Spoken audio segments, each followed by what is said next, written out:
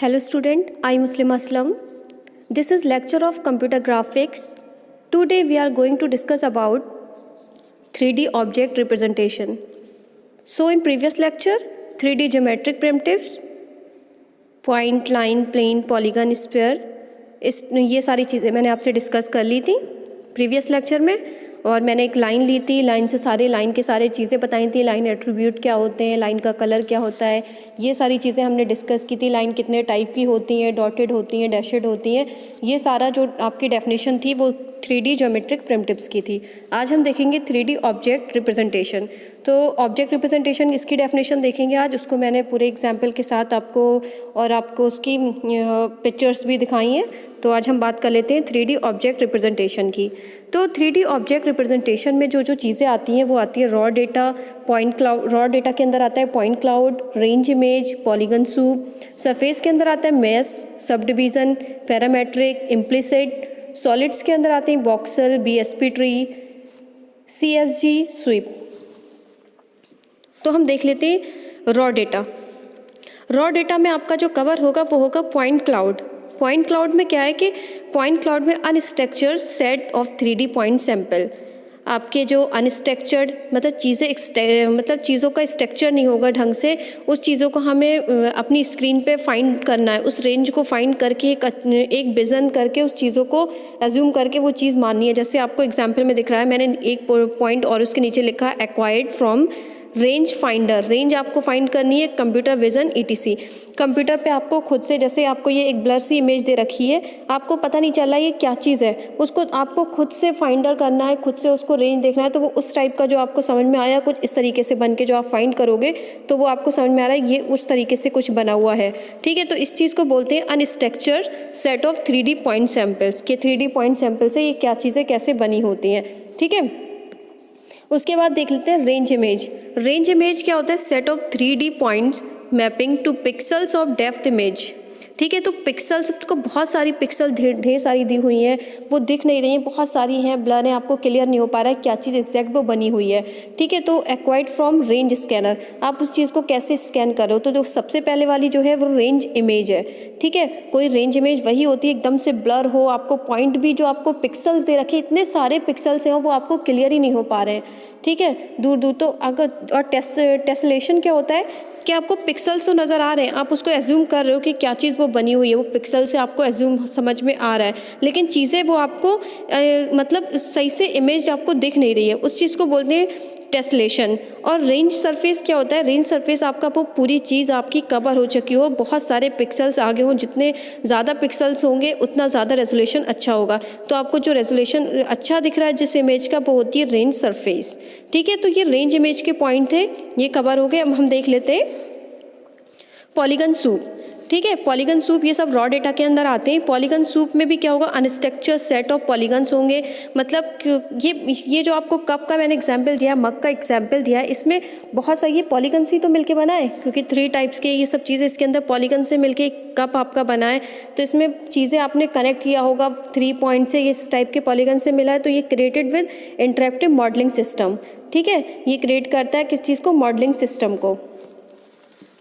Mash क्या होते हैं? मैश होते हैं कनेक्टेड सेट ऑफ पॉलीगन्स, बहुत सारे पॉलीगन से कनेक्ट होके, यूजली ट्राइंगल्स, जो कनेक्ट पॉलीगन्स होते हैं वो ट्राइंगल्स के शेप में ही होते हैं, तो उनको मे नॉट बी क्लोज, वो क्लोज नहीं होते, मतलब उन सब ट्राइंगल से मिलके जो चीज़ें बनी होती है, जैसे आपको ये ब्लर सी इमेज दिख रही है, इसके अंदर छोटे छोटे ट्राइंगल हैं। ठीक है, ये सब जब ट्राइंगल फाइंड कर रहे हैं हम किसी एक जगह के, जैसे इस इमेज का हमने एरो से दिखाया, इतनी जगह को हमने ऐसे जूम किया है, तो जब जूम कराए तो उसके अंदर जो छोटे छोटे ट्राइंगल्स दिख रहे हैं, तो उनका यूज़ हमने ट्राइंगल से करा है। तो उस टाइप की जो वो होती है उसको मैश बोलते हैं। बहुत सारे ट्राइंगल्स आपके पास आए हुए होते हैं तो उसको मैश बोलते हैं।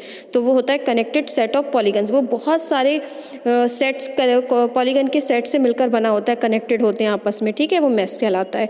अब हम देख लेते हैं subdivision surface. Subdivision surface में क्या है? Courses mesh and subdivision rule. तो define smooth surface as limit of sequence of refinement. तो देखो, आपको जो ट्राइंगल है, यानी कि एक्स मैंने ले लिया, उन ट्राइंगल को एक्स है, मतलब एक्स मतलब ट्राइंगल आपके यहाँ पे बहुत दूर दूर है, मतलब किसी चीज़ को आप इमेज बना रहे हो तो ट्राइंगल से आपने लिया है, तो ये बहुत सारे ट्राइंगल से मिलकर बना है जो सरफेस। तो वो आपको सही से फाइंड नहीं हो पा रहा है। तो जो आप उसको मैनी ट्राइंगल्स लोगे तो कुछ इस तरीके से दिखेगा, मतलब मैनी से मोर, बहुत ज़्यादा आप ट्राइंगल ले रहे हो तो आपकी इमेज जो है वो क्लियर समझ में आ रही है। ठीक है, तो ये सब चीज़ों का जो उसमें कंप्यूटर ग्राफिक्स में यूज़ होता है, तो ये इसको बोलते हैं सब डिवीज़न सरफेस। ठीक है, नेक्स्ट है आपका पैरामेट्रिक सरफेस। पैरामेट्रिक सरफेस में भी आपके ट्राइंगल का यूज़ हो रहा है, कैसे हम ट्राइंगल ले रहे हैं। ठीक है, तो उसमें आपका पॉइंट यूज़ हो रहे थे, ड्रॉ डेटा के अंदर जो आपका आता था पॉइंट क्लाउड, इस टाइप में आपके पॉइंट यूज़ हो रहे थे। इसमें पैरामीट्रिक में ट्राइंगल का यूज़ कर रहे हैं। तो टेंसर प्रोडक्ट स्प्लाइन पैचेस, जो पैचेस लगे हुए हैं आपके, देखिए ये सब पॉलीगन्स हैं। तो आपको जो अंदर के जो डॉट्स हैं, अंदर के डॉट्स को कनेक्टिंग है, एक जो बड़ा सा ट्राइंगल आपका जो बन रहा है उसको फाइंड करना, carefully constraint to maintain continuity. Count आपको जो करके ये चीज़ आपकी साइज से जो बनती हैं वो आपकी पैरामेट्रिक सरफेस से यूज़ होकर बनती हैं। ठीक है, अब देख लेते हैं इम्प्लिसिट सरफेस। इम्प्लिसिट सरफेस क्या होते हैं? Points satisfying. जैसे आपके पॉइंट 3D में देख रहे हैं, तो 3D में जो है आपकी 3 डायमेंशन होती है एक्स वाई जेड, तो ये एफ के साथ देख रहे हैं इसमें, तो पॉलीगन मॉडल जो इस तरीके से तैयार किए जाते हैं, ये पॉलीगन मॉडल है, ये आपका इम्प्लिसिट मॉडल है। सेम दिख रहे हैं, वो उसी पॉलीगन से ही लेके आपको ना इसको पॉलीगन मॉडल भी कह सकते हो, इम्प्लिसिट मॉडल भी। ठीक है, तो अब देख लेते हैं हम वॉक्सल्स। वॉक्सल्स क्या होते हैं? Uniform grid of volumetric samples acquired from CAT, MRI, ETC, ये सब कराते हैं, इसमें इसका यूज़ किया जाता है। ठीक है, तो वॉक्सल्स जो होते हैं वो आपको ट्रायंगल में नहीं मिलते हैं। वॉक्सल जो देखो मैंने ऊपर बनाया है वो आपको स्क्वायर शेप में मिलते हैं। स्क्वायर शेप से ही वो मिलके कनेक्ट होके आपका जो हमारा MRI वगैरह कराते हैं उसमें इसका यूज़ होता है वॉक्सल्स का। ठीक है, VSP ट्री को बोलते हैं बाइनरी स्पेस पार्टीशन। इसमें बोलते हैं बाइनरी स्पेस, कैसे बाइनरी स्पेस का पार्टीशन करते हैं, जो आपका ट्रायंगल वगैरह दिया होता है विद सॉलिड सेल्स लेवल्ड, जो आपको सेल्स दी होती हैं उनका लेवल्ड कैसे करते हैं? Construct from polygon representation.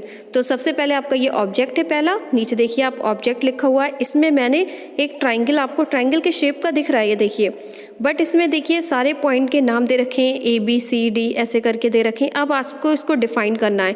तो देखिए मैंने इनको कितने पार्ट में तोड़ा, क्योंकि ये सब पॉइंट कनेक्ट होंगे कहीं ना कहीं जाके। तो सबसे पहले जो आपका 2 था ये कनेक्ट हुआ B, तो ये पूरा पार्ट A कहला रहा है, B कहला रहा है, ये सारी चीज़ें हमने पहले फाइंड कर लेंगे। कि देखिए आप थोड़ा जूम करिए तो चीज़ें आपको दिखेंगी। 3 पॉइंट थे सबसे पहले, 1, 2 और 3। ठीक है, ये पूरी जो आपका 1 वाला हो गया, ये ऊपर वाला 1 हो गया, इधर वाला आपका 3 हो गया, ये 2 हो गया। अब 1 वाले पे आपका A था। ठीक है, इस पॉइंट से अंदर कितने कनेक्ट हुए? एक B था, तो एक ये ट्राइंगल बना, एक ये ट्राइंगल बना, एक ये ट्राइंगल, सारे ट्राइंगल को हमने अलग अलग नाम दे दिए, 5, 6, 4। ठीक है, 1 तो आपका ये पूरा सबसे पहले बड़ा जो ट्राइंगल है वो 1 है।